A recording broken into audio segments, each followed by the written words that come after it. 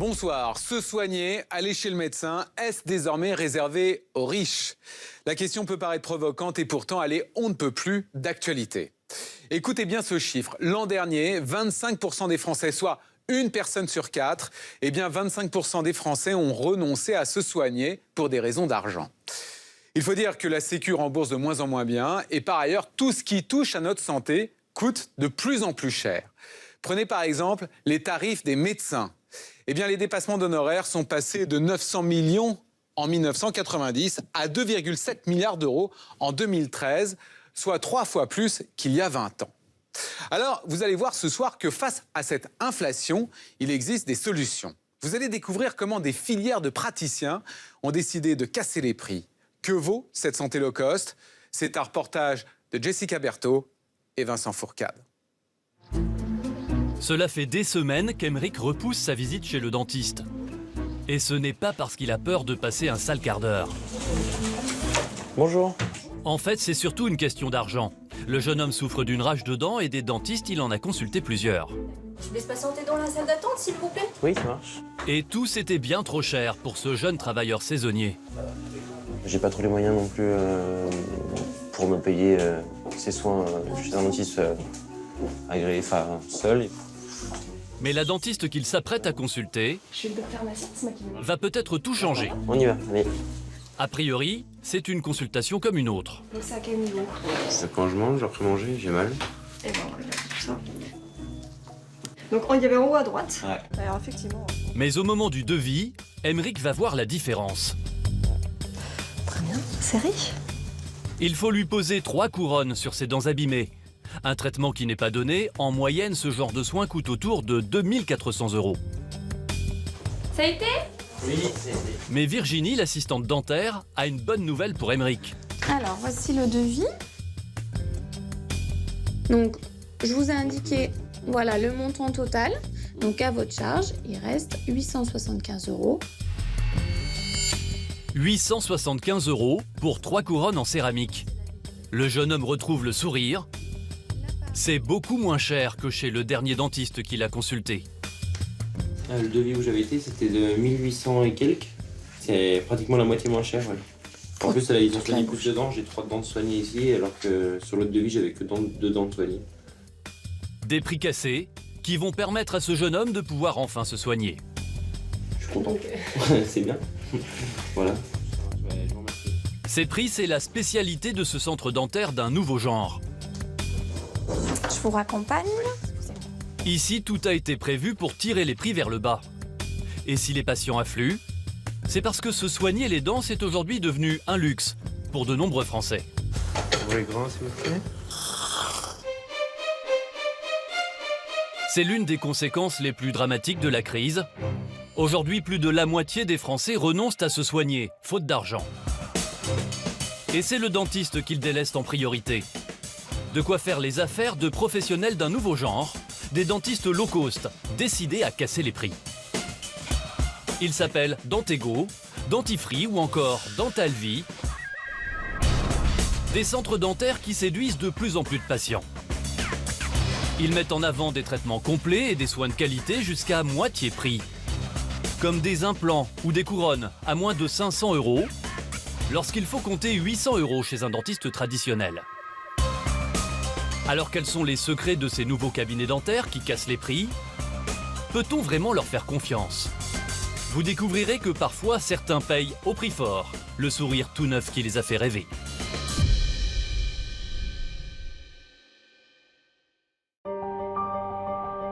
Pour comprendre comment ces dentistes low cost parviennent à casser les prix, nous nous sommes rendus dans l'ouest parisien, chez l'un des nouveaux venus sur le marché.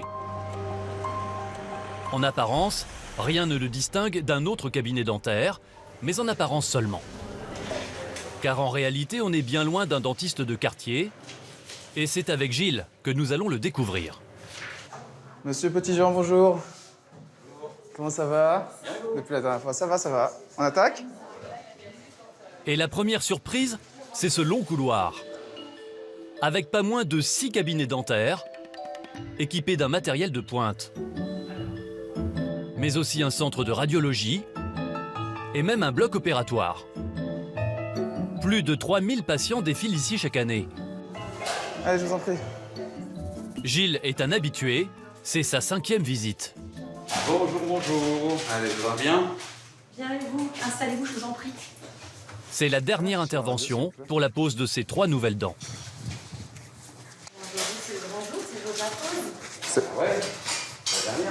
C'est le couronnement. On repose la couronne. Et il y a déjà eu du travail sur ce patient. Une première intervention chirurgicale pour installer les implants, Alors, on voit que notre implant, il a bien cicatrisé. puis le façonnage des prothèses, et enfin aujourd'hui la pose des nouvelles dents de Gilles. Est-ce que ça vous gêne? Ça a l'air d'aller? Je vous donne un miroir. C'est important de voir à quoi ça ressemble.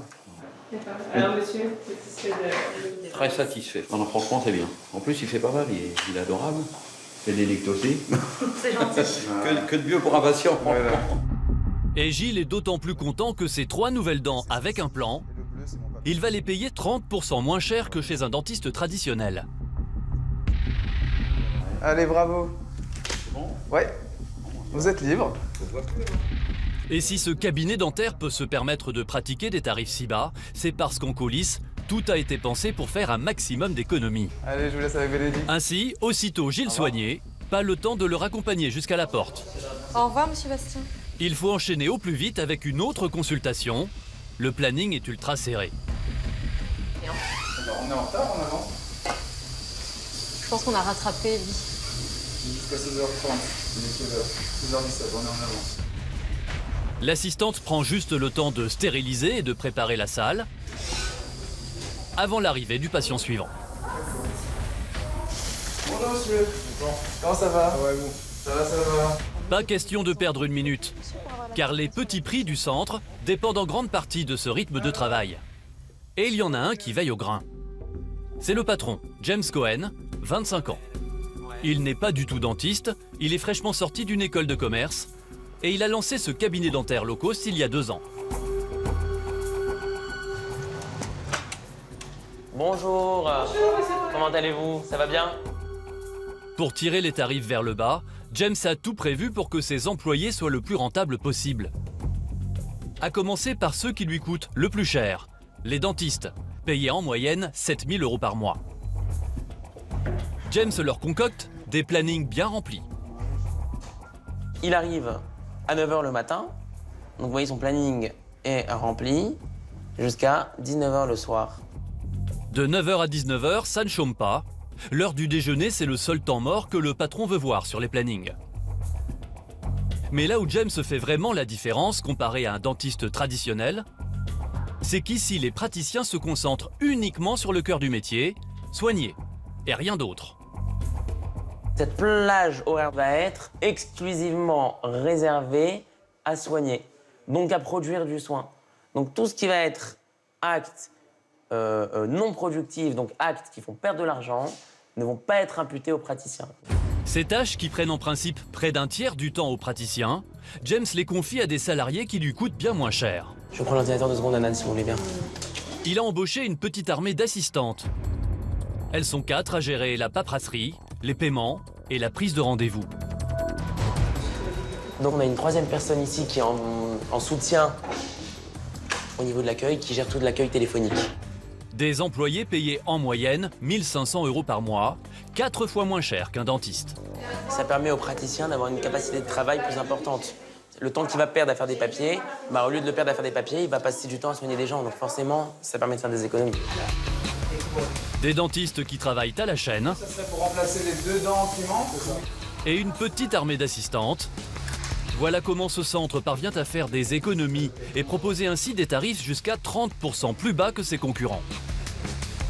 Et il y a un soin pour lequel James a dû se creuser les méninges pour être compétitif. C'est l'un des soins les plus demandés et surtout les plus coûteux. Les prothèses dentaires, en d'autres termes, les fausses dents. Pour une dent en céramique, il faut compter jusqu'à 800 €.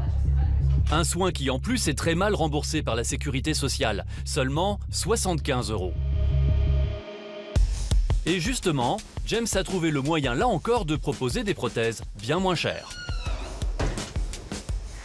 Et donc là, on va rejoindre notre laboratoire de prothèses qui est situé juste au-dessus du centre.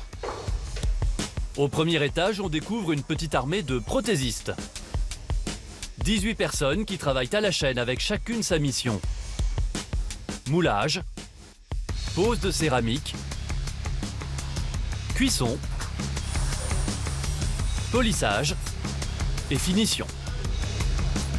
Chaque année, près de 3000 prothèses sortent de ce laboratoire. Et quand la majorité des cabinets dentaires font appel à des sous-traitants, James, lui, a décidé de tout faire en interne.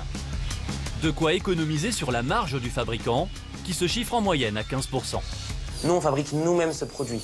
Donc la marge qu'il y a entre le laboratoire de prothèses et le centre, bah, si vous voulez, elle n'existe pas. Donc forcément, l'économie, elle va déjà se répercuter à ce niveau-là sur le patient. Et James a trouvé le moyen de tirer les prix encore un peu plus vers le bas, en faisant des économies sur ce qui lui revient le plus cher, la main-d'œuvre. Si pour les prothèses les plus complexes, il ne peut compter que sur le travail minutieux de ses petites mains, nécessitant des heures, voire des jours de travail, pour les prothèses plus simples, il a mis la main sur un ouvrier hors pair, qui travaille à une vitesse éclair et qui ne lui coûte presque rien. C'est cette machine dernier cri. Donc c'est la conception de la prothèse par ordinateur. Une machine capable de remplacer le travail d'une dizaine de prothésistes. Il suffit d'un technicien aux manettes. Ici, plus besoin de moules, de pinceaux ou de toutes sortes d'outils. Le travail commence avec un scanner 3D. Et en quelques secondes, voici la mâchoire virtuelle du patient, à partir de laquelle le technicien va dessiner la dent manquante. Cette incisive ici, en bas. Le scannage des empreintes a été fait et on va passer à la conception. Et cela va très vite, le temps de quelques clics. J'ai aussi cet outil-là qui me permet aussi de régler plus précisément. Pour chaque dent, ça peut prendre 15 minutes. Et là où le technicien va gagner un temps considérable, c'est au moment de la fabrication. Une fois la dent calibrée, il n'a plus qu'à introduire cette briquette de céramique dans la machine. Le bloc est placé et je vais lancer l'usineuse. Une petite usine à dents qui va tailler la briquette au millimètre près. Et un quart d'heure plus tard, le travail est terminé. Un temps record comparé au travail à la main et au pinceau dans l'atelier d'à côté. Moi, je pense qu'on peut aller 3 fois plus vite, 2 à 3 fois plus vite qu'une fabrication normale. Cette machine a demandé un gros investissement de départ, plus de 150 000 €. Mais James s'y retrouve largement. Grâce à sa petite usine à dents, il a réduit ses coûts de fabrication de plus de 30%. C'est grâce aux machines, tout simplement. L'apport d'une machine, c'est forcément de la main-d'œuvre en moins. Donc dès lors que c'est de la main-d'œuvre en moins, ça coûte moins cher. Moins cher pour James et donc au final pour le patient. Pour une prothèse ici, il faut compter 500 € contre 800 en moyenne chez ses concurrents parisiens. Voilà comment, avec de tels tarifs, James a réussi à attirer plus de 7000 patients en seulement 2 ans d'existence. Et le jeune homme ne compte pas s'arrêter là.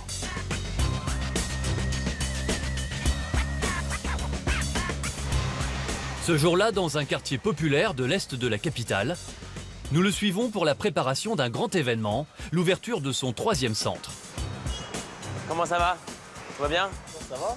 On a les meubles là? Il y a quelques semaines, ici se trouvait un restaurant japonais. Si James a choisi cet emplacement, c'est parce qu'il sait que le potentiel en termes de clients pour lui est plus que prometteur. On n'a pas de centre dentaire dans le coin, du tout. On est quasiment au centre de Paris, donc c'est très dynamique, il y a beaucoup de jeunesse et c'est aussi une population qui est souvent en difficulté un petit peu financière, des fois dans certains endroits pas trop loin. Et James voit les choses en grand. 280 mètres carrés. Comment ça va, chef? Tu vas bien? Où travailleront 9 dentistes. Voilà, donc là on commence à voir un petit peu un cabinet qui se termine. Bien sûr, Pour le matériel, James a choisi son équipement avec soin. Il a beau ne pas être dentiste, il a su prendre conseil auprès des connaisseurs de sa famille. Moi j'ai la chance d'avoir un père dentiste, donc il m'a aiguillé beaucoup, il nous a aidés au début, un petit peu justement à ce niveau-là. Puis moi j'ai grandi dans un cabinet dentaire, donc voilà. Beaucoup de matériel, plusieurs jours de travaux, l'investissement est lourd. Bonjour. James et ses 2 associés ont emprunté près d'1 million d'euros. Donc là, pareil, on a une deuxième salle de soins qui commence à prendre forme. Alors ici, comme dans n'importe quel commerce, chaque centimètre doit être rentabilisé au maximum. Ici, alors on en a 5 au rez-de-chaussée et 4 au sous-sol. James espère attirer 2000 patients ici dès la première année. Et il le sait, il n'a pas droit à l'erreur, car sur le marché des dents low cost, la concurrence commence à être féroce. Partout en France, les ouvertures de centres se multiplient. Ils sont des dizaines à se disputer ce nouveau marché. Des cabinets dentaires gérés comme des entreprises, avec un objectif, attirer un maximum de patients, avec des tarifs très attractifs. Mais dans cette course au profit, n'y a-t-il pas parfois un risque que la santé des patients passe au second plan ? Les règles très strictes qu'impose cette profession médicale sont-elles toujours respectées ?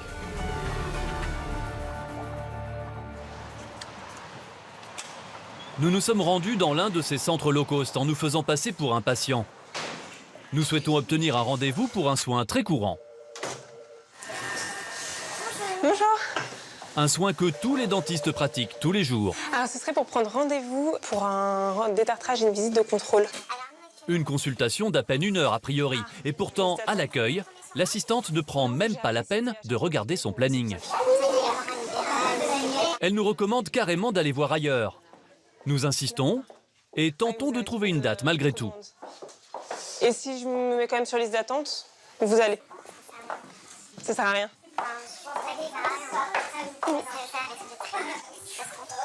D'accord, donc 2-3 mois d'attente. 3 mois d'attente, voire davantage, cela paraît beaucoup pour un simple détartrage. Alors ce cabinet dentaire est-il simplement victime de son succès ? Ou bien y aurait-il une autre raison moins avouable qui expliquerait de tels délais ? Quelques instants plus tard, nous retournons dans ce même centre. Cette fois avec un autre patient qui aurait besoin de bien plus qu'un détartrage. À l'accueil, la même conseillère nous reçoit. Bonjour, ça serait pour prendre rendez-vous pour des couronnes. Et cette fois, surprise, l'assistante nous demande de patienter. Je vais voir si la connecter vous recevoir. Nous sommes reçus sur le champ par une conseillère. Alors expliquez-moi un petit peu, quels sont vos problèmes dentaires? Et nous allons vite retenir toute son attention. Il faudrait me poser des couronnes apparemment. D'accord.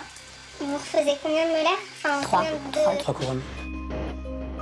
3 couronnes à poser, un gain potentiel de plus de 1 500 € pour le centre, bien plus que les 30 € que rapporterait un détartrage. Quand est-ce que vous êtes disponible? Ça dépend si on parle en termes de jours, de semaines, de mois. Comme par magie, le planning des dentistes s'est dégagé d'un coup. À partir de la semaine prochaine. Semaine prochaine? Je sais pas, moi, lundi. 16h10, ce serait nickel pour nous. Ok, très bien, parfait. À lundi. Au revoir. Merci. Nous décrochons un rendez-vous dans moins d'1 semaine, contre 3 mois pour un détartrage. Recevoir en priorité les patients les plus rentables et décourager ceux qui nécessitent des soins peu rémunérateurs, c'est une pratique totalement illégale selon le Code de santé publique. Aucune personne ne peut faire l'objet de discrimination dans l'accès à la prévention ou aux soins. Et certains centres dentaires low cost n'hésiteraient pas à aller encore plus loin, quitte à prendre parfois le risque de jouer avec la santé de leurs patients.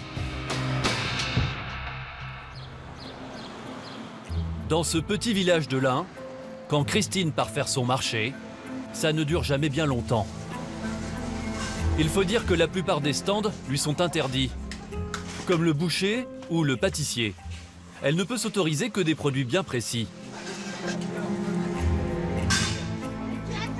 Et vos pêches, elles sont bonnes dans combien de temps? Tout de suite, j'en ai. Oh, c'est vrai? Oui, oui. Des pêches, des courgettes, des tomates. Christine se nourrit quasi exclusivement de légumes et de fruits. Bonjour. Je voudrais des fraises, s'il vous plaît. Bon appétit. Pourtant, Christine n'est pas végétarienne. Et ce régime très particulier, elle ne l'a pas choisi. C'est encore plus contraignant que ce que l'on imagine. Car ensuite, tout doit passer à la centrifugeuse. Je me fais des jus de navets, je me fais des jus de poireaux, je me fais des trucs comme ça, quoi. J'invente. Car depuis 3 ans, les dents de Christine ne lui permettent plus de se nourrir normalement. Voilà. Tchin tchin.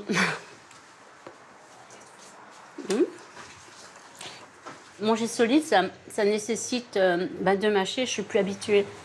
Ça fait 3 ans que je mange du non consistant. 3 ans de calvaire. Et pour elle, ça ne fait aucun doute. Tout a commencé le jour où elle a franchi la porte d'un centre dentaire low cost.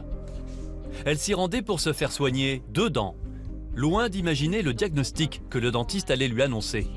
Voilà, les dents délabrées en violet ne peuvent être sauvées, elles doivent être extraites. Selon le dentiste, il n'y a pas que les 2 dents qui font souffrir Christine qui soit malade, il faudrait en arracher bien plus. Il me préconisait de m'arracher les 8 dents d'en haut parce qu'il les considérait délabrées et étant à extraire. 8 dents à arracher en tout, mais Christine fait confiance à son dentiste et il va donc lui enlever quasiment toutes les dents de devant pour les remplacer par des fausses. Le début de graves ennuis de santé.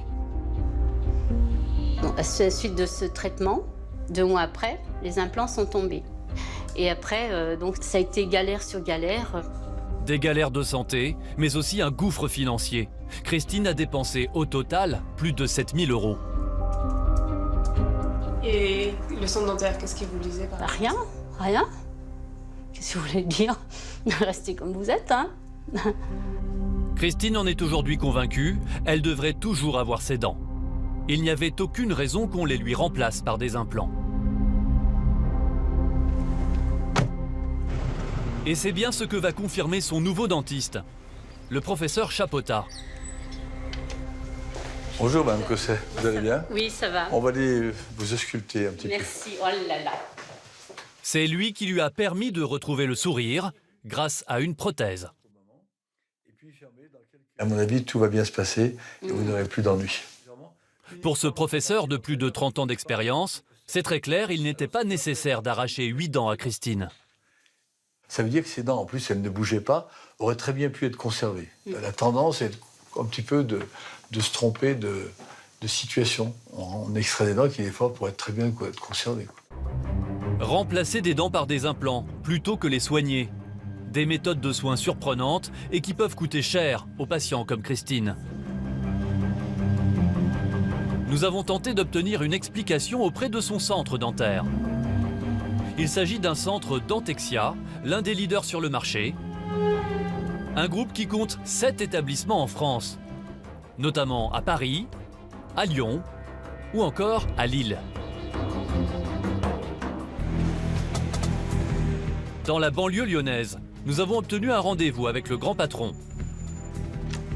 C'est lui, Pascal Station. Bonjour, tout se passe bien? Il a accepté volontiers de nous faire visiter les lieux.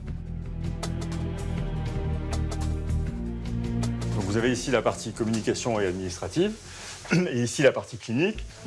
A priori, rien ne semble distinguer ce centre dentaire low cost des autres.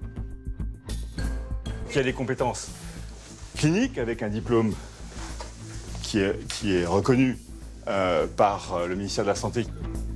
Des professionnels qualifiés et des méthodes pour casser les prix qui ne sont guère différentes de celles de ses concurrents. Comme par exemple le fait d'employer des secrétaires pour décharger les dentistes des tâches administratives. Mais Pascal Station a aussi imaginé ses propres méthodes pour tirer les prix vers le bas, comme ces petites boîtes dont il est très fier. Le système d'organisation qu'on a retenu, ce sont des bacs et non des tiroirs. L'intérêt des bacs, ce sont des bacs qui viennent vers nous, et non pas nous qui allons faire les bacs. Plus de tiroirs dans lesquels il faut fouiller, tout est préparé à l'avance. De quoi augmenter encore un peu la cadence de travail. Ce qui fait que le dentiste, en commençant à travailler, il va avoir à portée de sa main, sans jamais avoir à se déplacer, la totalité des éléments qu'il faut pour faire un acte donné. Du coup, il peut afficher des tarifs attractifs. Par exemple, les couronnes dentaires, elles sont annoncées sur le site internet du groupe à 390 €, encore moins cher que certains de ses concurrents low cost. C'est d'ailleurs l'une des raisons qui avait poussé Christine à faire appel à ce centre, a priori on ne peut plus sérieux. Nous allons interroger le patron sur le cas de cette patiente. Et pour lui, Christine n'a tout simplement pas eu de chance. Il y a eu des implants qui n'ont pas tenu. 3% des implants ne tiennent pas, dans le monde entier. Il faut bien que ça tombe sur quelqu'un, c'est tombé sur elle. Alors nous insistons un peu sur le cas de Christine, mais Monsieur Station s'agace. Un patient sur 30 000, et il faut que je parle de ce patient-là à longueur de journée. À longueur de journée. Sur 30 000 patients, on ne parle toujours que d'un patient. Les normes professionnelles, c'est 3% d'erreur médicale, d'accord? On est à 1 sur 30 000. 1 sur 30 000. Selon Monsieur Station, le cas de Christine serait donc une exception parmi les milliers de patients qui sont soignés ici chaque année, sans problème. Seulement voilà, d'après notre enquête, il semble que Christine ne serait pas la seule à avoir connu quelques déboires avec les centres dentaires low cost de ce groupe.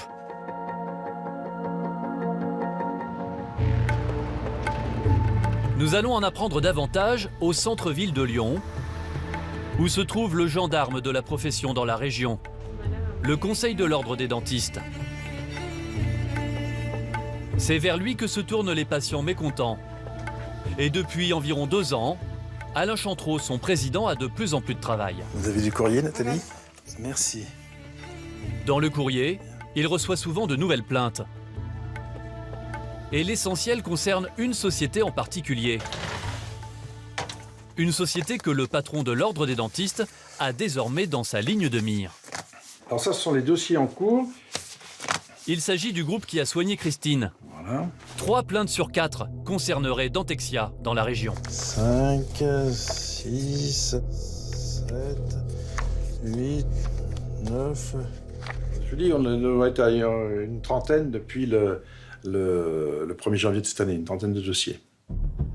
Il s'agit parfois de soins payés à l'avance, mais qui tarderaient à être réalisés après des mois d'attente. Ou de cas semblables à celui de Christine, c'est-à-dire des interventions qui semblent plus lourdes que ce qui était nécessaire. Il s'agit d'un courrier émanant d'une patiente qui se plaint des soins qui lui ont été prodigués dans un centre. On lui a proposé un devis qui porte sur 18 couronnes. 18 couronnes, plus de la moitié des dents. Alain Chantreau n'en revient pas, ce n'est pas tous les jours qu'il tombe sur des cas pareils. 18 couronnes, oui, c'est quand même un gros travail. C'est pas bien courant quand même. On peut se poser des questions.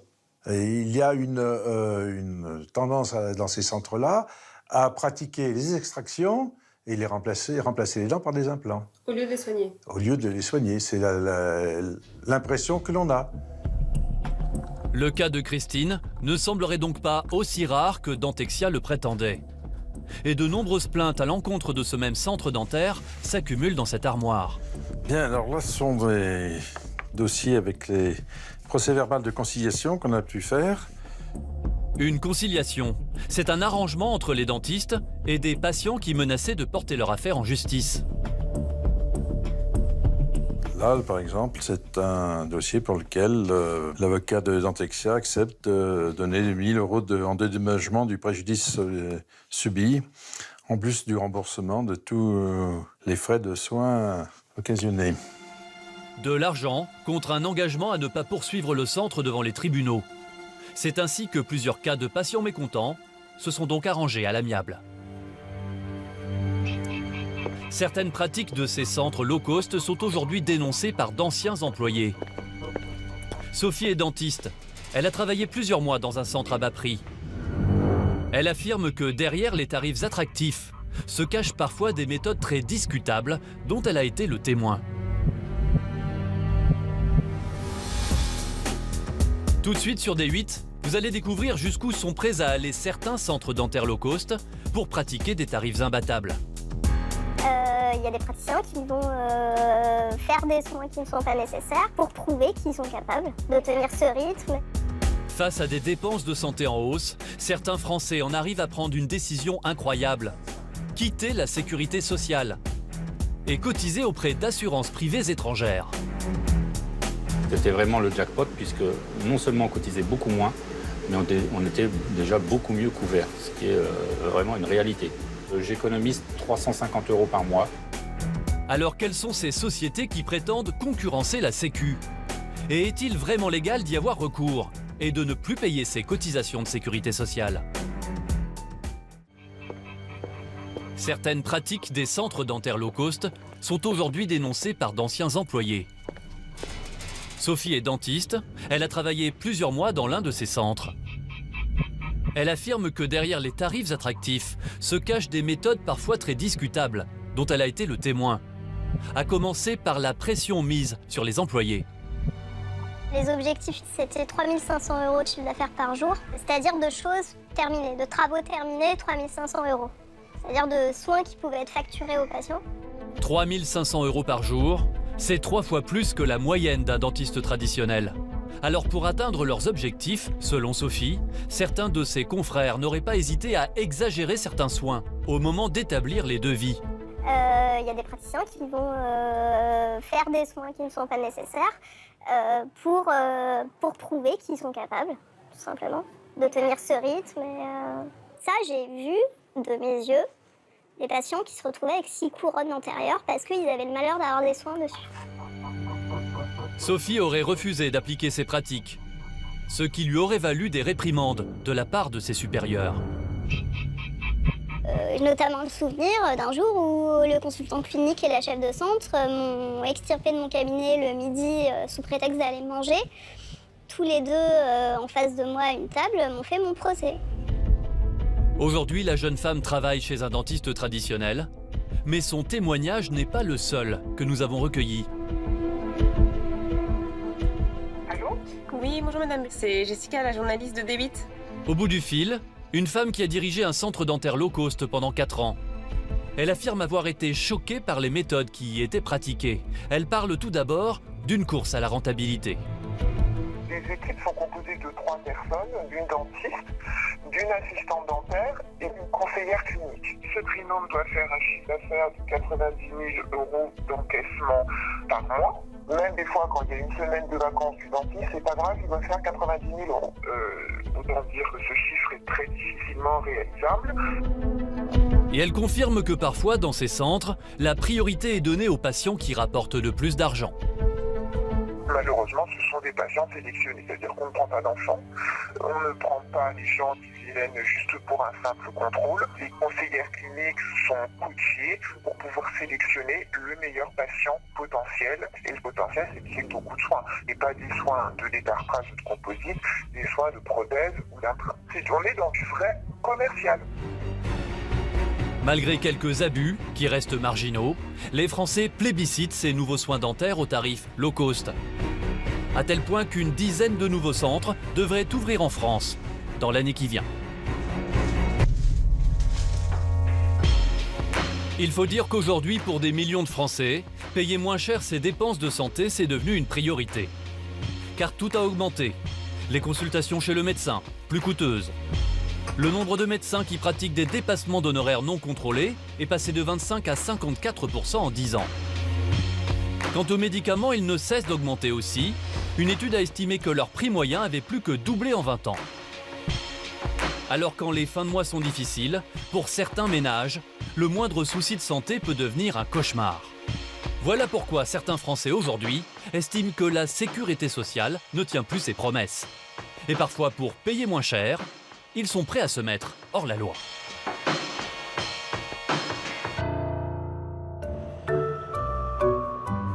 Séran, dans le Morbihan, une petite commune de 3000 habitants. Sur la place du village, il y a 3 ans, Bonjour. Sandrine a ouvert son affaire. Un magasin de fleurs.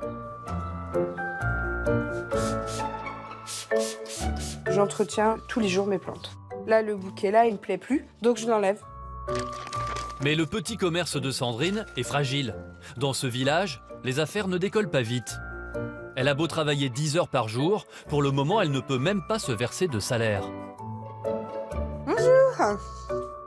Je vais faire ça de début d'après-midi.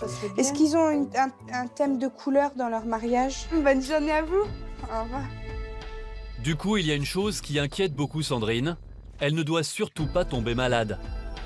Car elle s'est renseignée, et en cas de pépin de santé, la Sécu ne lui sera pas d'un grand secours. 20,27 € par jour. Les indemnités journalières ne me permettent pas de vivre. Si je tombe malade là actuellement, je reste dans la boutique, ce qui m'est arrivé en début d'année. J'ai eu la grippe, j'ai fini à 40 de fièvre ici. Pourtant, Sandrine cotise bien tous les mois. Et ça lui coûte même assez cher. On arrive à 3 526 € de cotisation pour mon année 2014. J'ai fait 5 000 € de bénéfices en 2014. Je leur en verse 3 526.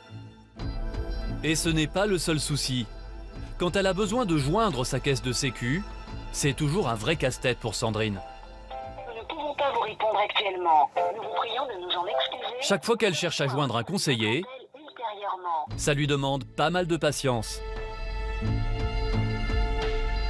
Oui, bonjour. J'ai eu donc une opération en octobre 2014. J'ai eu un papier comme quoi j'avais pas d'indemnité journalière alors que je vous ai envoyé tous mes papiers. Alors, il faudrait rappeler le 0811 012 et 012. Très bien, bonne journée à vous, au revoir. Ils se renvoient la balle, c'est incroyable. Et quand on leur demande où sont nos papiers, ils savent pas. Cher, complexe, inefficace. Comme Sandrine, de plus en plus de petits patrons se disent exaspérés par leurs services de sécurité sociale. Des assurés sociaux au bord de la crise de nerfs. Dans un sondage récent, les Français l'ont dit très clairement. Ils sont 8 sur 10 à être inquiets pour l'avenir de la Sécu. Il faut dire que le déficit de la sécurité sociale ne cesse de se creuser et que dans le même temps, les Français ont le sentiment qu'ils sont moins bien remboursés qu'avant. Parmi les mécontents, il y a une catégorie de la population qui est réellement en colère. Ce sont ceux que l'on appelle les indépendants. C'est votre boulanger, votre boucher, tous les commerçants. Mais aussi les artisans, comme les chauffeurs de taxi. Et les professions libérales, comme par exemple les avocats. Ainsi que les chefs d'entreprise. Au total, plus de 6 millions de Français. Leur sécu à eux porte un nom, le RSI, le régime social des indépendants. Ils gèrent leur retraite et leur assurance maladie. Chaque année, près de 20 milliards d'euros. Sauf que le système est aujourd'hui sur le banc des accusés. Selon ses adhérents, il serait beaucoup trop lourd, trop lent, trop cher. Du coup, la colère monte chez ces assurés sociaux. Certains, poussés à bout, décident même de cesser de payer leurs cotisations et de quitter le système. Alors qui sont ces rebelles qui ne versent plus 1 euro à la Sécu? Peut-on vraiment s'assurer dans le privé et être mieux couvert? Est-ce possible et surtout, est-ce vraiment légal? Cette révolte est-elle une menace pour la Sécu à la française?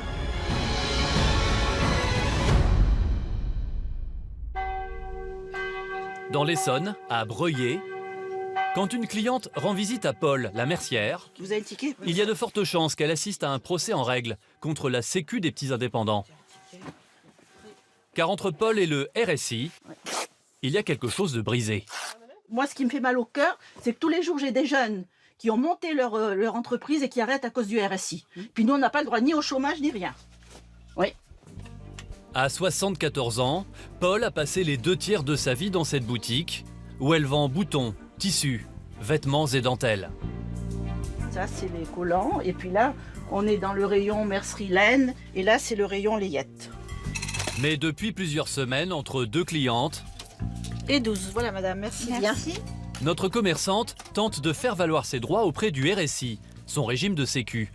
Et son problème, c'est qu'elle reçoit sans cesse des courriers contradictoires. Donc voilà. Tout a commencé avec cet avis de cotisation. J'avais 959 € de cotisation à payer. Paul a envoyé un chèque, mais ensuite elle a fait ses comptes. Et elle s'est aperçue que le RSI s'était trompé. Donc suite à ça, j'ai fait mon calcul et j'ai trouvé que c'était autour de... Ça faisait à peu près dans les 700 €. Soit 259 € de moins. J'ai envoyé un courrier recommandé en leur disant que j'avais fait le calcul, j'avais trop versé finalement par rapport à la somme due. Quelques jours plus tard, le RSI lui répond. Il reconnaît volontiers son erreur. C'est bien Paul qui avait raison. À 712 au lieu de 959 la première fois. Donc vos calculs étaient bons? Les calculs étaient bons. Et j'étais contente, puisque ça correspondait à ce que j'avais prévu. Sauf que Paul va vite déchanter, car sa sécu revient très vite vers elle pour lui réclamer cette fois encore plus d'argent. Alors voilà, j'ai reçu donc une mise en demeure où on me réclame 150 €, alors que pour le 2e trimestre, alors que tout était payé. En définitive, Paul se retrouve avec 2 courriers de la Sécu qui ne lui demandent pas la même chose. Et vous y comprenez quelque chose? Non, c'est incompréhensible parce qu'apparemment, il n'y a aucun contact entre les différents services. Elle aimerait bien qu'on lui dise une bonne fois pour toutes combien elle doit payer. Oui, bonjour. Mais vous allez voir que Paul n'est pas au bout de ses peines. Donc je ne sais plus maintenant combien je dois, si c'est le premier plan ou le deuxième. Au téléphone, un blanc s'installe. Pas de réponse. Paul repart à la charge. Pour 2015, j'aimerais bien savoir si c'est 959 € ou 712 que je dois. Je sais pas, je n'ai pas ce courrier. Ah bon, vous savez pas de quoi je parle?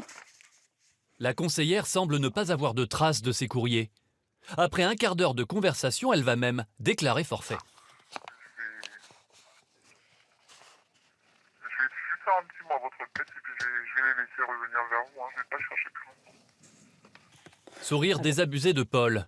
Cette phrase, elle l'a souvent entendue. Vous savez, plusieurs fois on m'a dit ça, la caisse va vous rappeler, puis on m'a jamais rappelé. Hein. Moi, je renseigne le téléphone, maman. Ah bon, renseignez.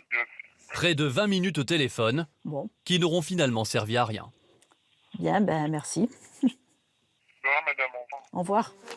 Paul ne sait toujours pas quelle somme elle doit verser à la Sécu. On n'est pas plus avancé. L'ennui, c'est que les problèmes de Paul, des milliers de commerçants en France y seraient confrontés. Et les conséquences sont parfois très graves. Dans un rapport de 2012, la Cour des comptes a pointé le régime de santé du doigt. Elle parle d'un lourd échec et d'une catastrophe industrielle qui a provoqué de graves perturbations pour les assurés. Alors que se passe-t-il au régime des indépendants? Pourquoi ce régime de sécu n'est-il pas capable de donner des réponses claires aux assurés sociaux? Pour le savoir, nous nous sommes rendus dans une agence du RSI, à Paris, dans le 17e arrondissement. Nous avons obtenu l'autorisation de filmer le service qui gère les dossiers des clients au téléphone. Ici, une douzaine de conseillers veillent sur plus de 100 000 commerçants, artisans et professions libérales de la région. Alors ces conseillers sont-ils à la hauteur? RSI Île-de-France, bonjour. Sébastien est conseiller téléphonique ici depuis 4 ans. Ce matin, il a au téléphone un auto-entrepreneur qui ne comprend pas pourquoi il ne reçoit plus de courrier depuis plusieurs semaines.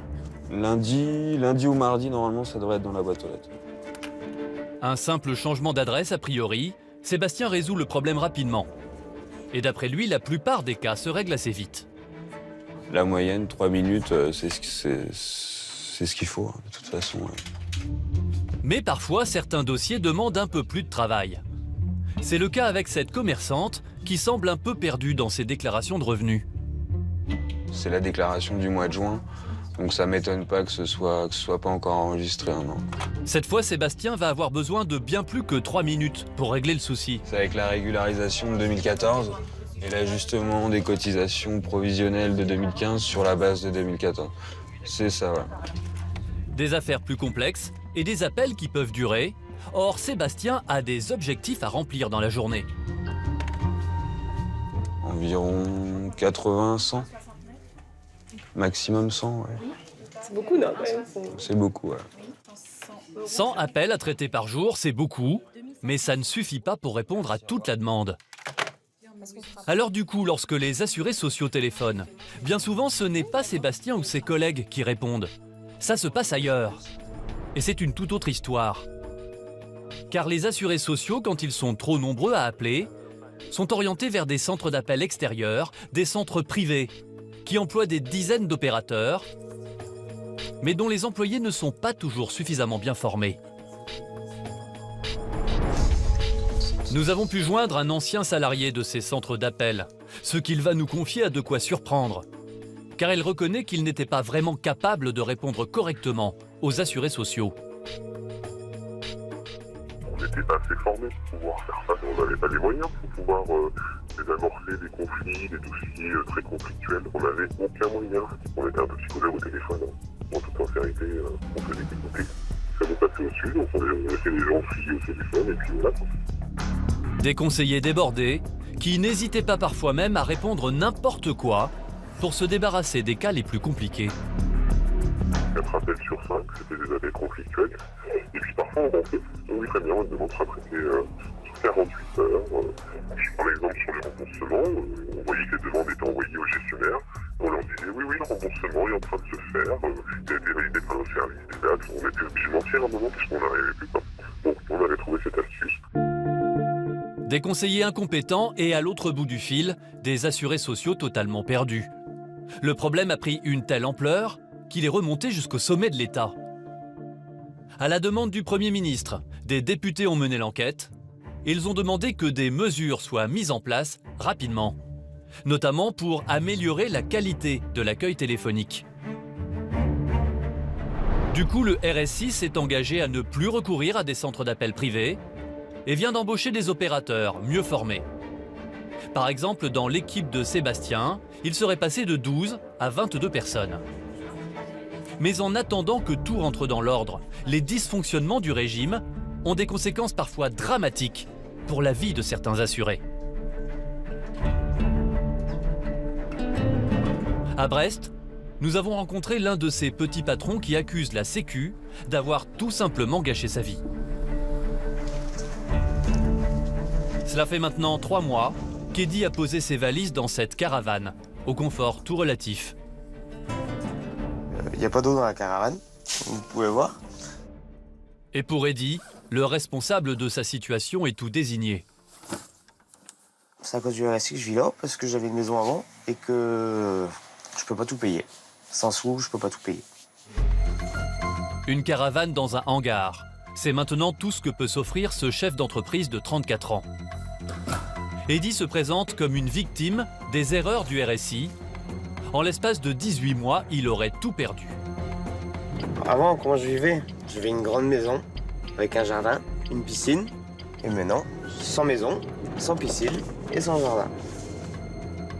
Et toute l'histoire a commencé par un souci de santé qui aurait dû être banal. Il y a 8 ans, Eddy crée son entreprise de serrurerie. Les locaux sont toujours là, mais depuis quelque temps, ils sont quasiment inutilisés.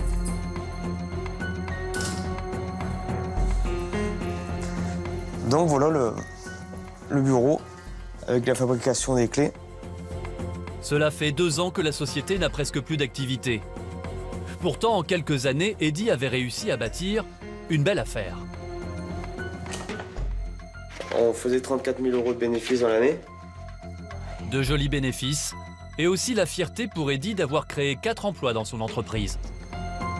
Mais en 2014, les problèmes de santé ont commencé. Eddy souffre du dos. Il doit subir une lourde opération. Son médecin lui prescrit un arrêt de travail de plusieurs mois. Seulement lorsqu'il demande à bénéficier des indemnités journalières, comme n'importe quel assuré social, c'est le début des ennuis. En réponse, je reçois des courriers de rejet de versement. Eddy n'aurait droit à aucune aide, car il ne serait pas à jour de ses cotisations. Selon le jeune homme, c'est faux. Alors pour moi, j'ai payé mes cotisations sociales, voilà, j'ai un peu galéré. Donc j'ai donné, je suis passé par un huissier pour les donner, mais je les ai donnés. Eddy estime qu'il devrait percevoir 800 € d'indemnité mensuelle. Mais il n'a jamais touché un centime.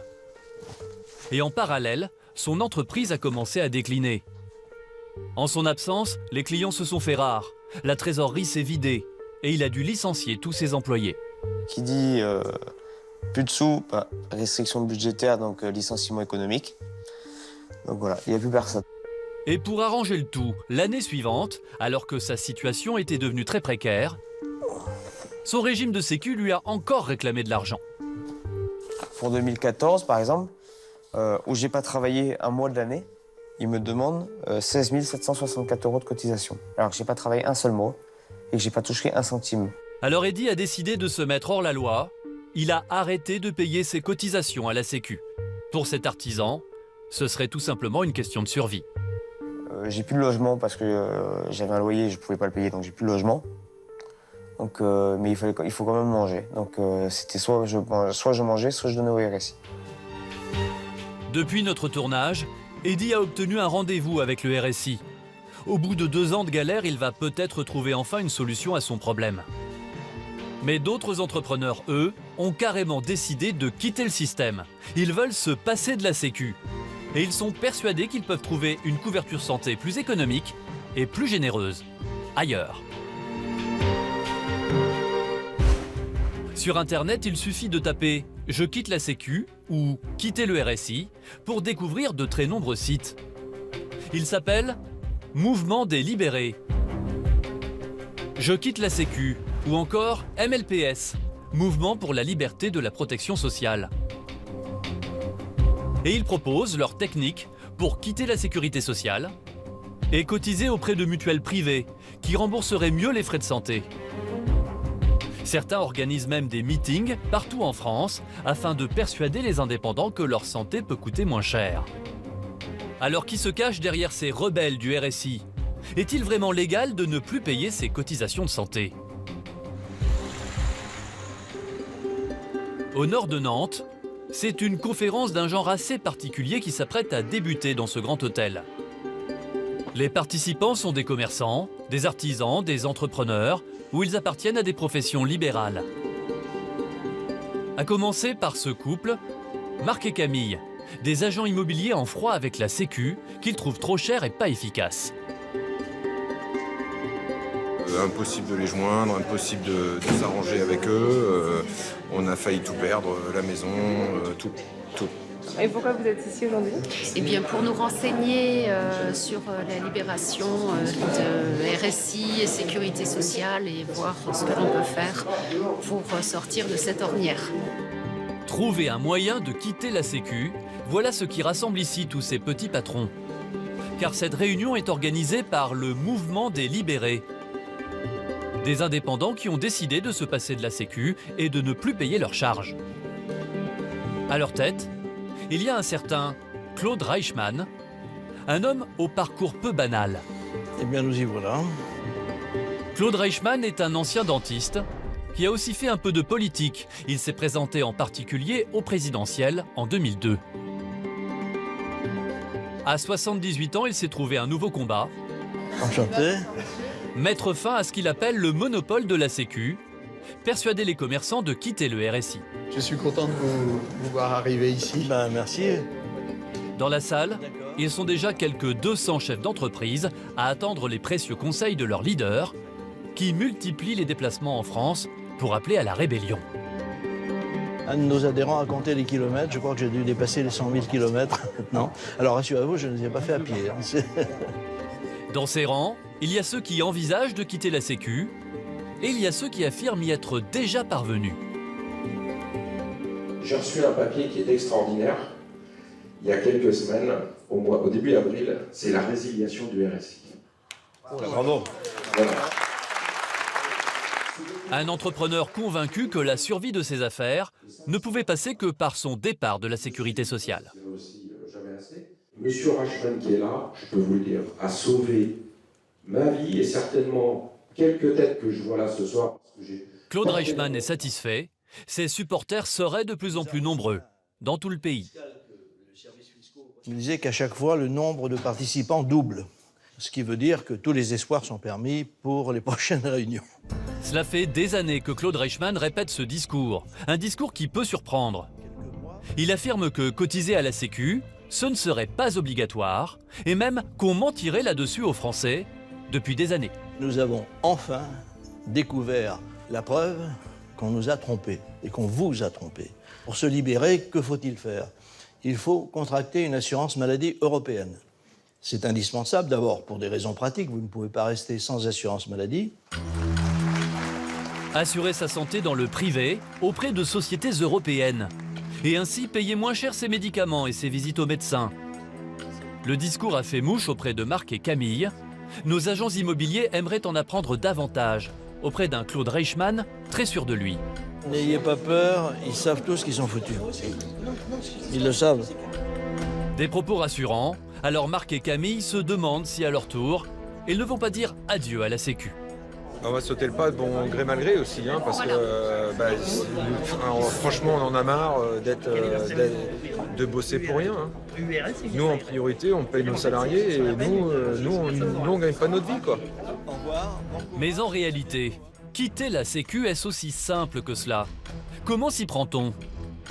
Et au quotidien, lorsqu'on a des soucis de santé, comment cela fonctionne-t-il pour se faire rembourser? Pour le savoir, nous partons en Bretagne, à la rencontre d'un couple qui a déjà fait le grand saut. Cette boulangerie artisanale, c'est celle de Sylvie et de son mari Benoît.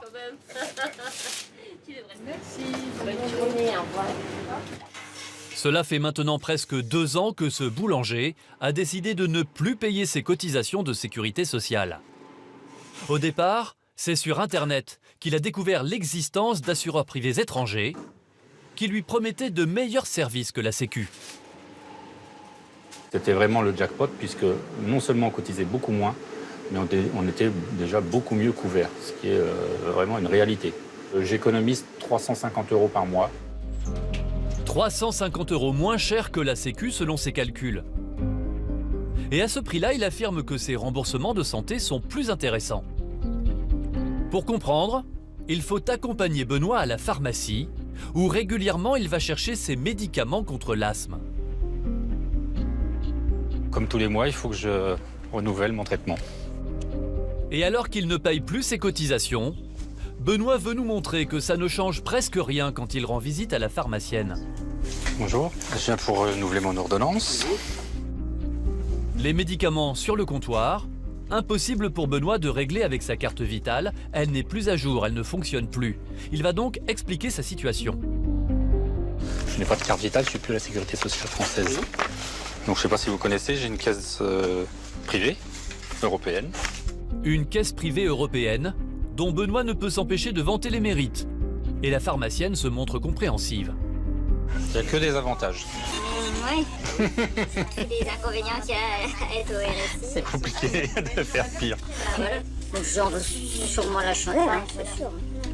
Pour la pharmacienne, Sécu ou pas, ça ne change visiblement pas grand-chose tant que l'ordonnance est en règle et qu'elle est payée.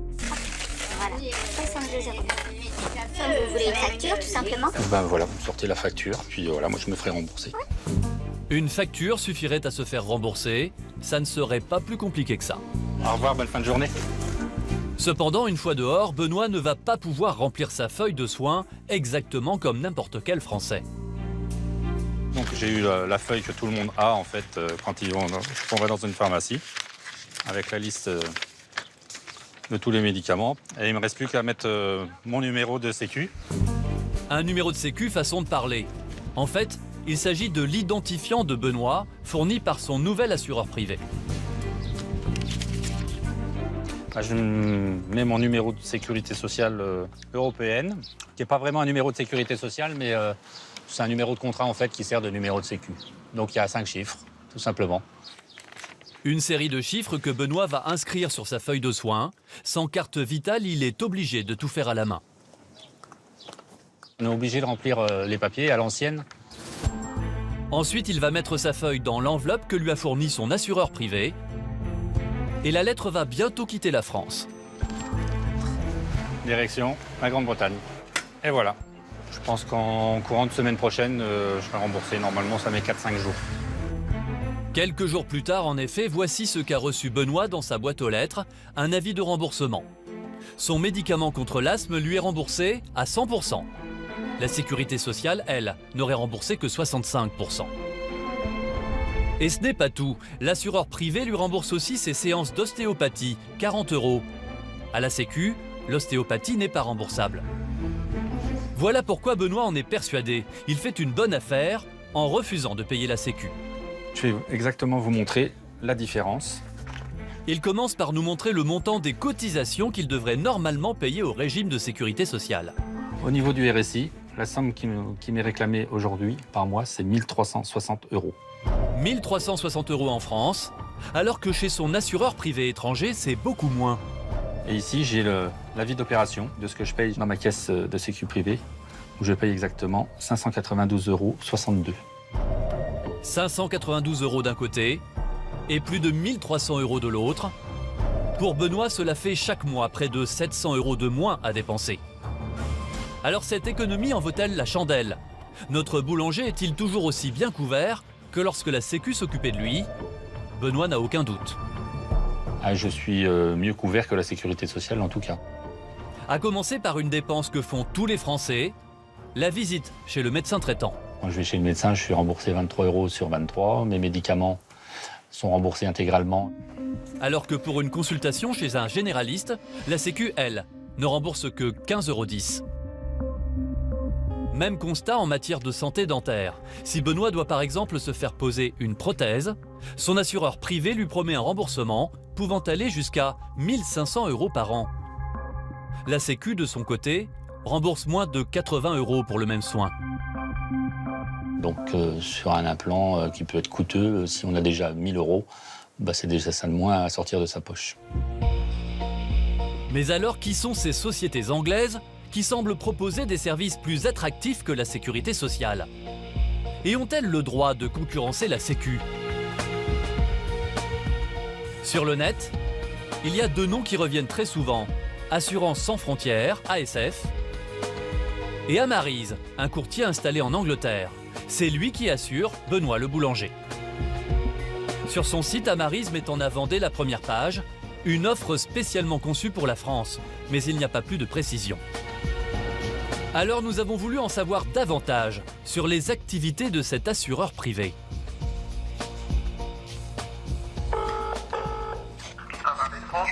Oui, bonjour madame, je suis journaliste pour la chaîne D8 et je prépare un reportage sur les Français qui décident d'arrêter de payer leurs cotisations sociales pour venir chez vous.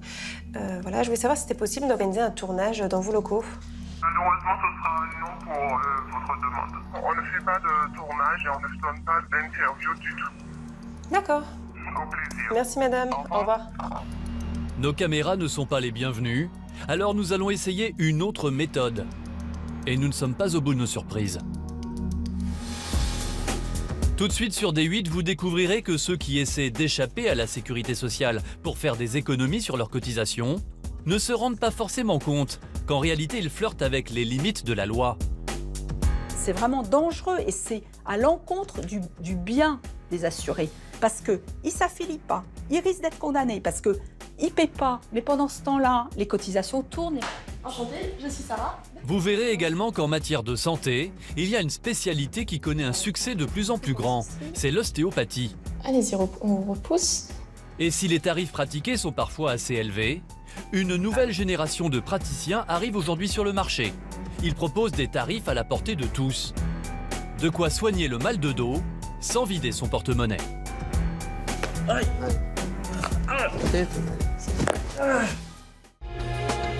Sur Internet, lorsque l'on recherche une assurance maladie, un nom revient souvent, Amarise, une société installée en Angleterre, qui propose une offre spécialement conçue pour la France, sans plus de précision.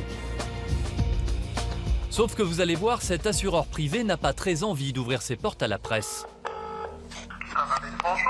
Oui, bonjour madame, je suis journaliste pour la chaîne D8 et je prépare un reportage sur les Français qui décident d'arrêter de payer leurs cotisations sociales pour venir chez vous. Voilà, je voulais savoir si c'était possible d'organiser un tournage dans vos locaux. Malheureusement, ce sera un non pour votre demande. On ne fait pas de tournage et on ne se donne pas d'interview du tout. D'accord. Au plaisir. Merci madame, au revoir. Nos caméras ne sont pas les bienvenues, alors nous allons rappeler en nous faisant passer cette fois pour un simple client.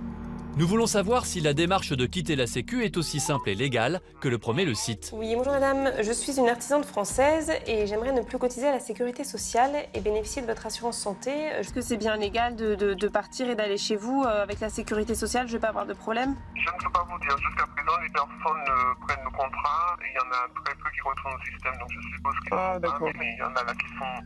Il y a beaucoup qui sont là depuis des années. Hein. D'après notre interlocutrice, donc, quitter la Sécu, ça ne présenterait aucune difficulté. Je vais pas avoir de problème? Non, on n'a pas le droit de vous donner l'avis sur ce sujet. Mais il y a beaucoup de personnes qui n'ont pas de soucis. Le mieux, il faut vous renseigner toujours. Au revoir. Alors nous poursuivons l'enquête et nous faisons une demande de dossier d'inscription. Et c'est là que ça se complique. Alors que la sécurité sociale assure tous les Français, sans distinction et sans questionnaire. Ici, il faut répondre à un formulaire très précis. Quelle est votre taille? Quel est votre poids? Combien avez-vous de pression artérielle? Êtes-vous fumeur? Avez-vous été hospitalisé ou avez-vous subi des opérations chirurgicales? L'assureur privé veut tout savoir Et il précise d'ailleurs en toutes lettres qu'il se réserve le droit de refuser toute demande d'adhésion. Après réception du dossier, nous recevons rapidement un mail. Il nous souhaite la bienvenue et un peu plus bas, il affirme clairement « Assurez-vous librement pour l'assurance maladie, vous avez le droit ». Le problème, c'est que cela n'est vrai qu'en partie, car contracter une assurance, bien entendu, c'est légal.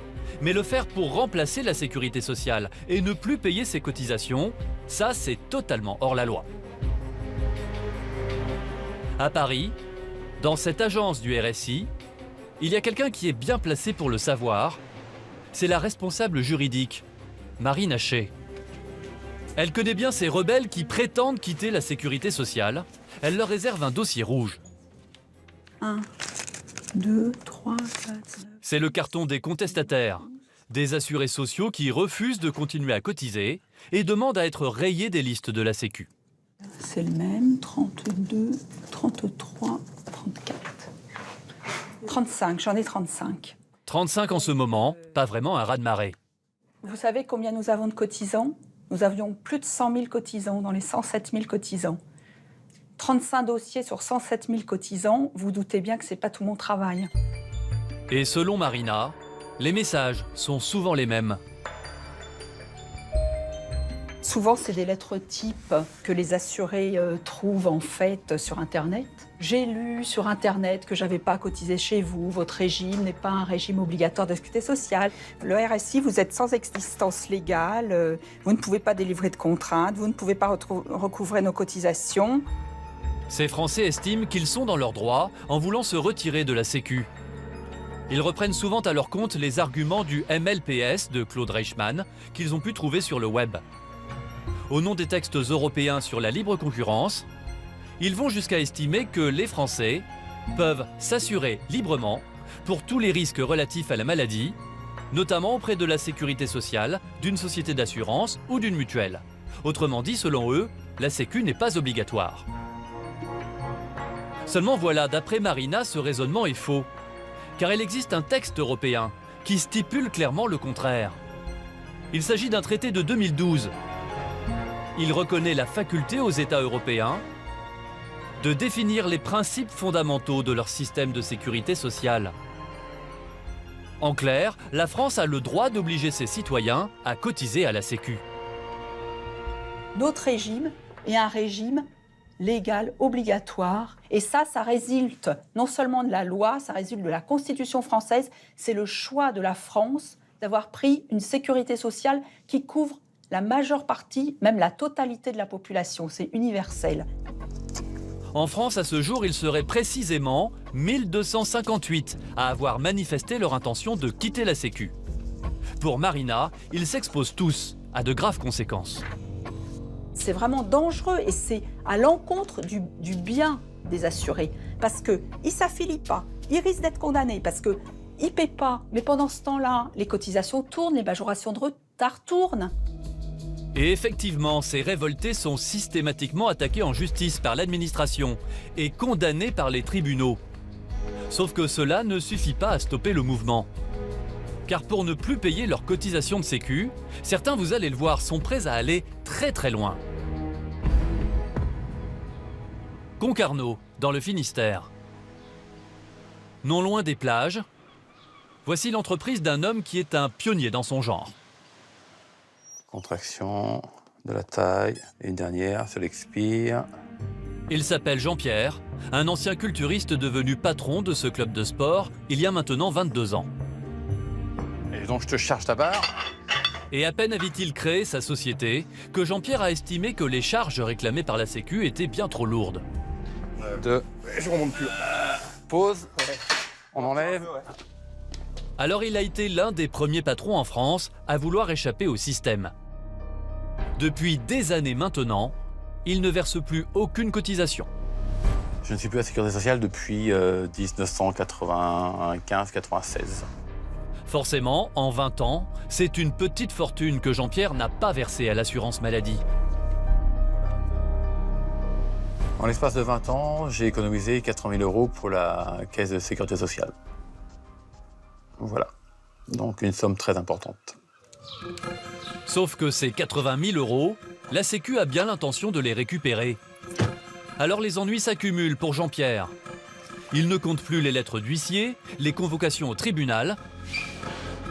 Cette année encore, les courriers officiels s'accumulent sur la table de sa salle à manger. Une 6e, une 7e et une 8e. Donc ça, c'est toutes vos convocations au tribunal? C'est une convocation, oui, groupée, intergroupée. En 20 ans, la Sécu l'a poursuivi, écoutez bien, 68 fois devant la justice. Et 68 fois, Jean-Pierre a perdu et il a été condamné à payer ses cotisations de retard. Pourtant, la Sécu n'a toujours pas récupéré le moindre euro et les huissiers n'ont rien saisi. Car Jean-Pierre a trouvé une sorte de parade. Officiellement, il ne possède quasiment aucun bien qu'on pourrait lui saisir. Il a presque tout donné à des proches. Donc de meubles, de machines, de musculation et autres. Par exemple, le canapé sur lequel vous êtes assis? Oui, voilà, je suis chez mon fils, voilà. Ça lui appartient. Quant à l'argent qu'il dépose sur ses comptes en banque, il n'y reste jamais très longtemps. Jean-Pierre se débrouille pour tout mettre à l'abri. J'attends 2 jours avant de soustraire donc tout ça de la banque. D'ici la fin de l'année, j'aurai plus de compte en France. Les comptes à l'étranger ne sont pas saisissables, donc voilà. Ne plus rien posséder pour éviter de payer ses amendes, Jean-Pierre est prêt à aller jusque-là, même si c'est illégal. Et il est décidé à poursuivre sa guérilla judiciaire, persuadé qu'un jour les tribunaux lui donneront raison.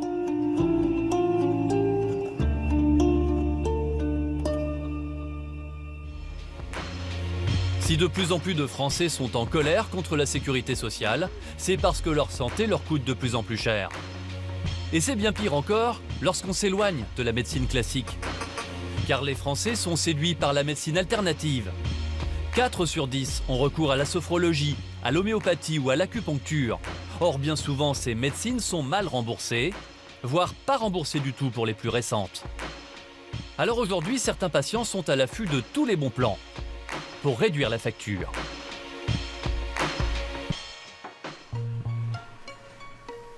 Si Maxime est vautré dans son canapé aujourd'hui, c'est parce qu'il n'a pas le choix. Cela fait 3 jours qu'il a le dos bloqué. Il souffre le martyre.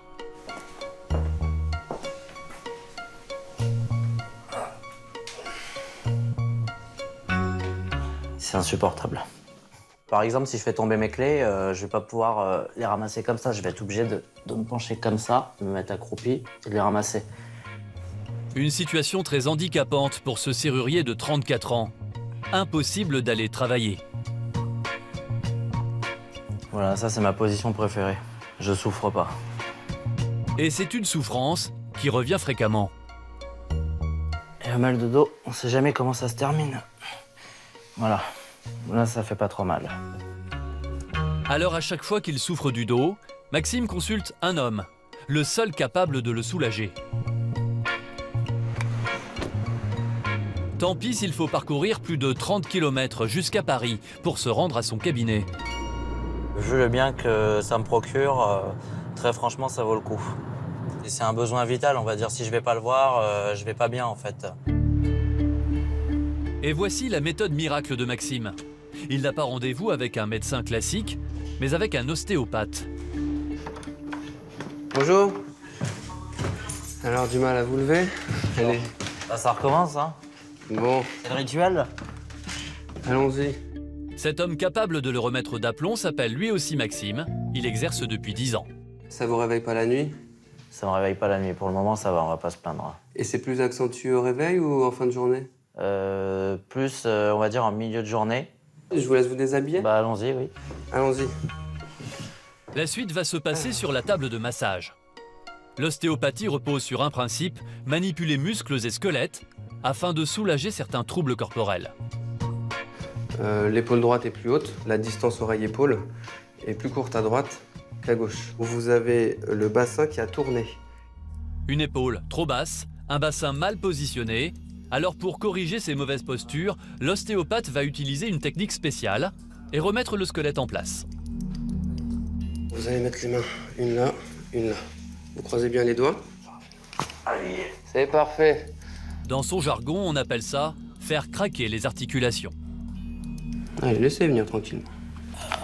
C'est tout, allez, c'est parfait. Une technique impressionnante, mais l'ostéopathe est rassurant, c'est sans danger pour le patient. Il fait peur, ce petit crack. C'est de l'air. Hein. C'est tout simplement de l'air qui se dégage des cavités articulaires. Hein. En aucun cas, c'est les os qui se touchent. La séance va durer 45 minutes et malgré les apparences, cela fait beaucoup de bien à Maxime. J'ai toujours l'appréhension, mais ça va mieux après, donc... Laissez aller. Eh ben, parfait. Eh ben, dis donc, c'était complètement vrillé. Hein. Là, il y en a eu moins 2 ou 3, c'est parfait. Ça y est, vous redevenez... Après plusieurs manipulations, Maxime peut se remettre debout dans un bien meilleur état qu'à son arrivée. J'étais obligé de me baisser accroupi pour ramasser quelque chose chez moi. Et là, j'arrive à le faire. Mais retrouver l'usage de son dos, ça n'est pas vraiment donné. C'est 80 €. Tenez. Merci. 80 €, 4 fois plus que chez un médecin généraliste. Alors nous nous sommes posé une question. Être bien soigné coûte-t-il forcément aussi cher? Peut-on trouver de bons ostéopathes à un tarif plus abordable? Allez, bonne fin de journée, au revoir. Également, au revoir. C'est l'un des grands maux de notre siècle, le mal de dos. Il est au hit parade des douleurs dont se plaignent les Français. 80% d'entre nous en souffriront au moins une fois dans la vie. Cela profite à une médecine alternative quasiment inconnue à l'époque de nos parents, mais qui connaît aujourd'hui un essor fulgurant, l'ostéopathie. Pour beaucoup, c'est devenu le remède miracle lorsque l'on a mal au dos. Un Français sur 2 y a déjà eu recours. Mais ces soins sont loin d'être accessibles à toutes les bourses. Dans les grandes villes, les prix peuvent atteindre 80 € pour une séance de 45 minutes. Du coup, une nouvelle génération d'ostéopathes est bien décidée à s'imposer avec des tarifs qui défient toute concurrence. Alors, qui sont ces praticiens qui proposent de nous soulager pour moins cher? Comment arrivent-ils à pratiquer de tels tarifs? Et que valent vraiment leurs soins? Fontainebleau, une petite ville au sud de Paris. Ses cartes de visite à la main, Sarah part faire du porte-à-porte chez les commerçants du quartier. Bonjour madame. Est-ce que ça serait possible de vous donner quelques cartes de visite? Oui, bien sûr. Donc je peux vous donner un petit paquet si ça vous dérange pas? Aucun problème. Donc voilà. La jeune femme n'est ni démarcheuse ni commerciale. Elle est ostéopathe, mais elle débute dans le métier. D'accord. Vous êtes installée depuis quand? Depuis tout début juin. Merci à vous. Elle a ouvert son cabinet il y a seulement 3 mois. Et elle n'hésite pas à aller chercher les clients jusque dans les commerces. Bonjour. Bonjour madame. Bonjour. Bonjour. Il faut dire que la concurrence est rude à Fontainebleau. Il suffit de jeter un coup d'œil sur les plaques des immeubles du centre-ville. Sarah n'est pas toute seule. Je vais vous montrer tout de suite. Donc sur le site des pages jaunes. Quand on tape ostéopathe à Fontainebleau, c'est une sacrée liste qui défile. Le Fontainebleau, donc nous sommes au nombre de 14, exactement. 14 ostéopathes pour 15 000 habitants, c'est beaucoup trop. D'après les statistiques, ils devraient être 4 fois moins nombreux pour gagner leur vie. Sarah ne se décourage pas. Elle fait tout ce qu'elle peut pour remplir au maximum son planning de patients. Et il faut dire qu'elle en a besoin, car la vocation d'ostéopathe, ça coûte cher. Par exemple, pour installer son petit cabinet ici, la jeune femme a dû s'équiper. Cela représente environ 4 000 € de matériel. Je vous le décroche tout de suite. Et cela s'ajoute au prix de sa formation.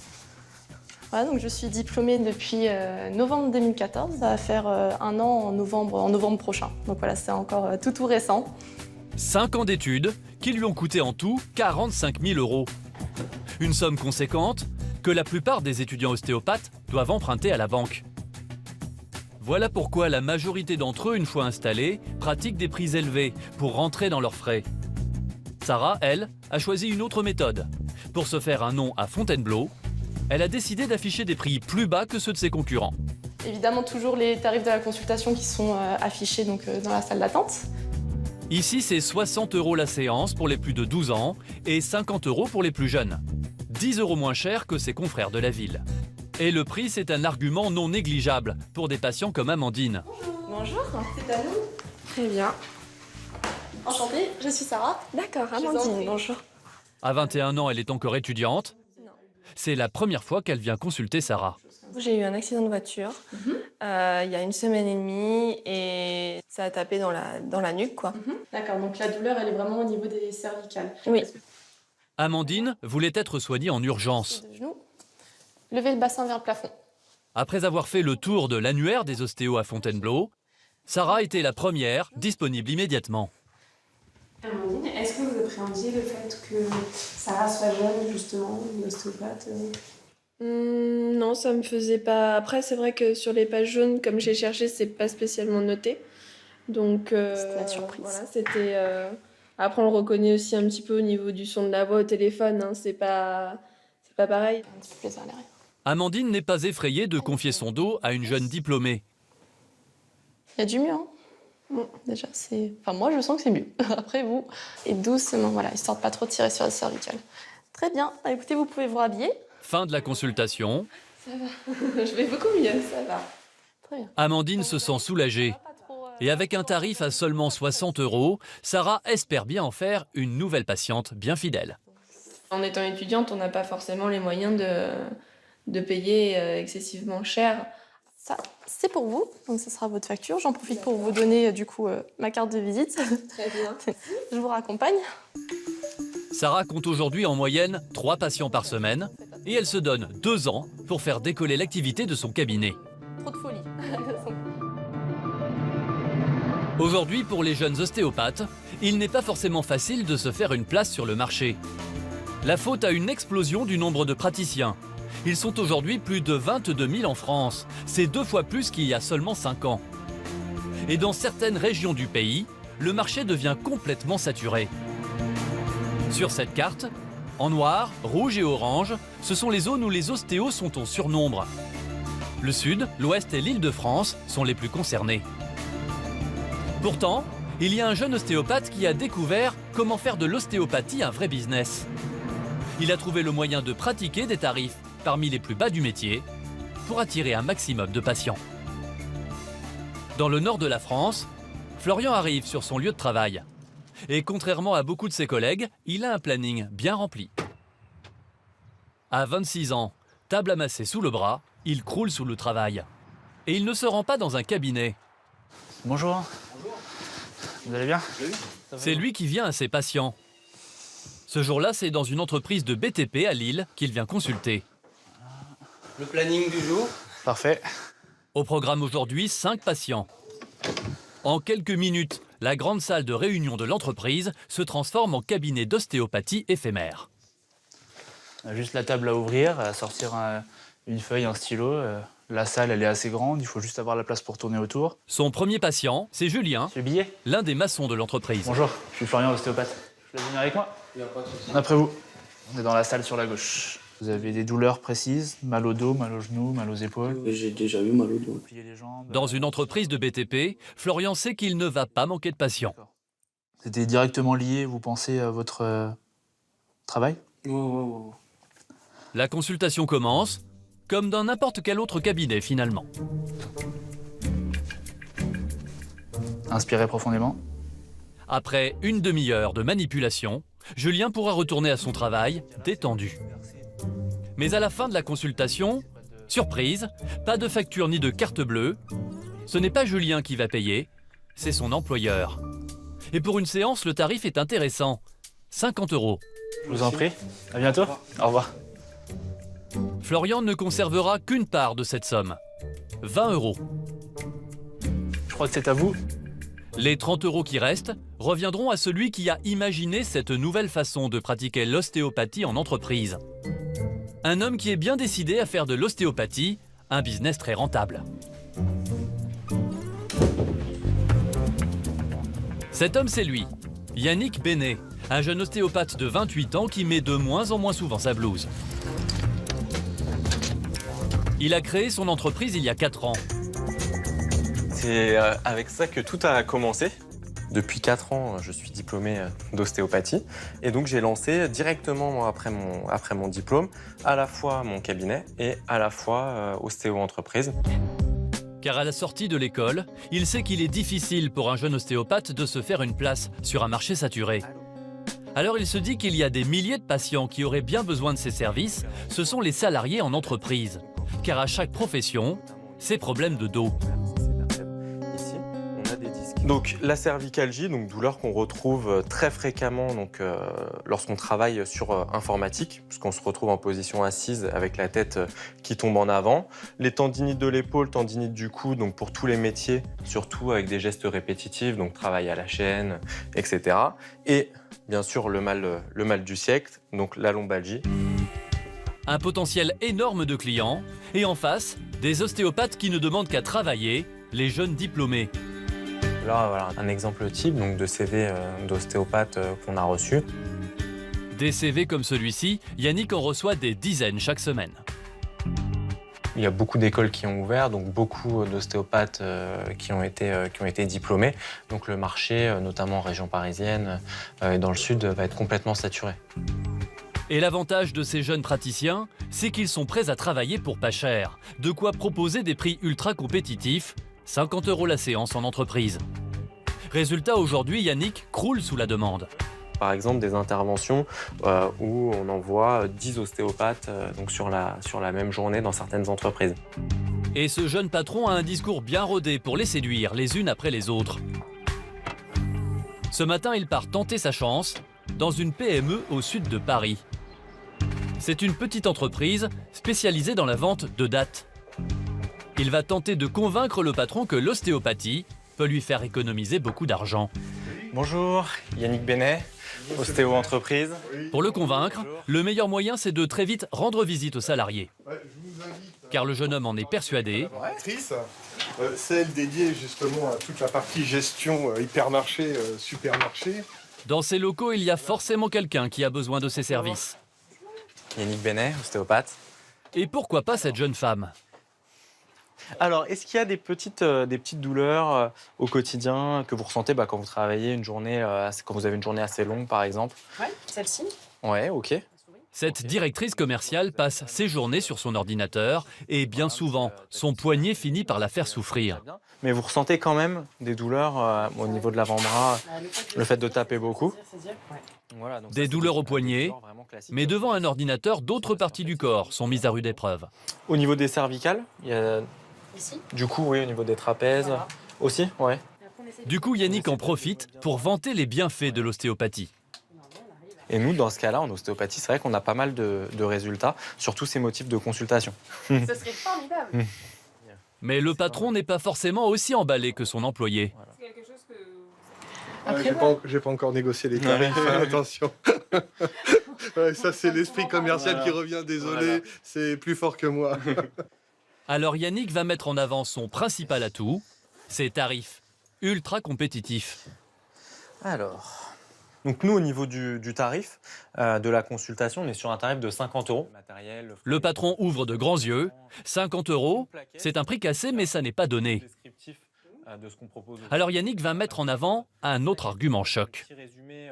Aujourd'hui, ce que coûte le mal de dos, donc on peut s'apercevoir que ça coûte quand même assez cher aux entreprises, que ça soit en accident du travail ou en maladie professionnelle, ou tout simplement en arrêt maladie. Payer un ostéopathe, ce serait donc le bon moyen pour conserver des salariés en pleine forme, plus efficace. Et vous avez une carte à me laisser? Très bien. Le patron va réfléchir. En tout cas, l'argument a déjà fait mouche chez bon nombre d'entrepreneurs. D'après une étude récente, l'ostéopathie pratiquée en entreprise pourrait réduire l'absentéisme des salariés jusqu'à 20%. Voilà pour ce document dans les coulisses de la santé. Cette émission est maintenant terminée. Nous l'avons préparée avec Thierry Ornay, Aurore Belser ainsi que les équipes de Cartel Presse. Bonsoir, bonne semaine.